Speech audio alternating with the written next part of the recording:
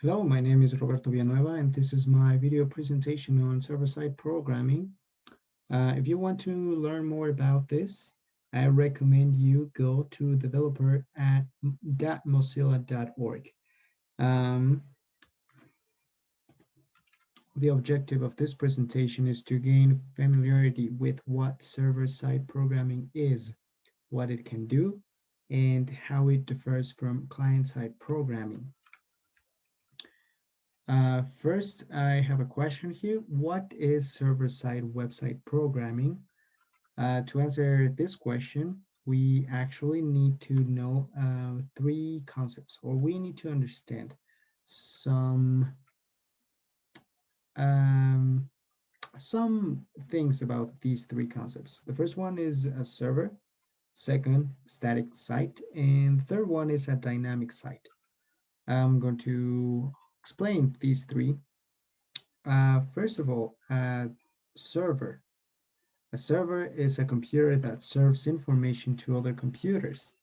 These computers, called clients, can connect to a server through either a local area network or a wide area network, such as the internet. A server in hardware-wise is not that different to the computers that we use, but it has a server software that is running inside of them all the time, and it listens for requests made by the clients, and the clients are all the computers like my laptop or a phone or a desktop computer. So that's a server. It's just um, a computer that serves information for other computers. Here's a diagram on how a static site works. The next topic is the static sites. So a client sends a request, an HTTP request to a web server. The web server finds some files, could be HTML, CSS, or JavaScript, and it sends them back to the browser. It sends a response, and then the browser displays the content. An example of a static website is what we're doing for the class. The website that we're building is a static website, and the server is actually owned by GitHub. We store files in their server, and then when the client um, sends a request to get the information, um, the server delivers this content.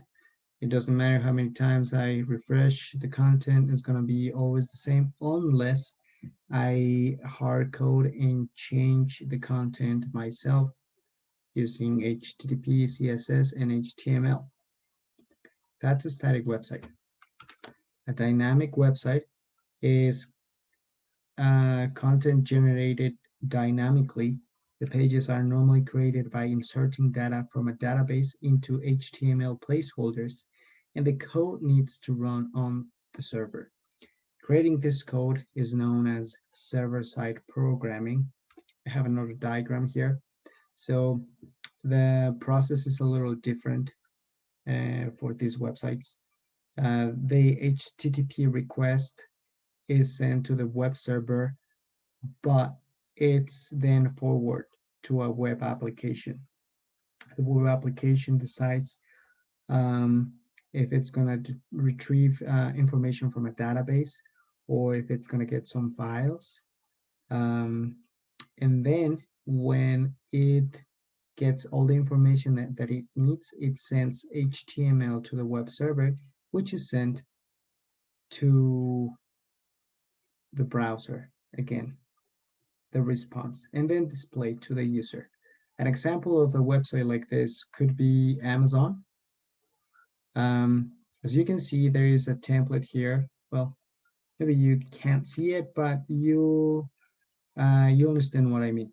So you always have this icon and some information here, like the client information. This is retrieved from a database, but everything else here, like the navigation bar, this content here, uh, that's all HTML. Please notice the 4 items here. If I request some other information, for example, cat stuff, I get a different page dynamically built by the Amazon application or web application. So as you can see, again, there are 4 items here, but as I told you, like everything else is the same. Like this looks pretty much the same. The navigation bar, the search bar. Here you can see my request. I request cat, and this is a name value pair similar to what you were learning in like 2 weeks ago when we learned forms. So Amazon does something similar. Last example with uh, fish or ducks. Let's do ducks. Duck stuff. Yeah, same. Like the structure is the same, but the content is different depending on what I'm requesting. And again, let's go to the diagram. So I send a request to the web server, which forwards my request to the web application, Amazon application, web application, and then retrieves data from a database, their inventory, the catalog, I don't know, and also gets a template. Um, it combines that information and sends just HTML to the web server, which is then sent as a response to the browser and displayed to my computer. Um, that's how a dynamic site works. Now, another question, are server-side and client-side programming the same? The short answer is no. And here are a few reasons. They have different purposes and concerns. The client-side main concern is improving the appearance and behavior of a rendered web page. This includes user experience and layouts, navigation, etc. The server-side websites the server-side programming, sorry, mostly involves choosing which content is returned. Um, and it uses databases or other information storage, maybe video, content, or I don't know, like it could be many other things, music, um, movies, comments. Um, Another difference is they generally don't use the same programming languages, with the only exception of JavaScript. JavaScript can run in the server and the client side, but if you do programming on the server side, you normally are going to be using Java, PHP, Python, Ruby, C Sharp, while what we use for client side programming is JavaScript, HTML, and CSS. Lastly, they run inside different operating system environments. As we saw before, um, um, the computers are always computers, but their purposes are different. What can you do on the server side? You can efficiently storage and deliver information. You can customize the user experience. You can control access to content, and you can store sessions and state information. Let me show you an example of that. If you take in the future, if you've taken CSE 340, this is what you're going to be working on. This is a dynamic website I've been building this semester. So if you click on the navigation bar, it dynamically generates this content. It gets information from a database and displays it here using the same template, again, like Amazon, but the content is different. I can have like 2 items or 4 items.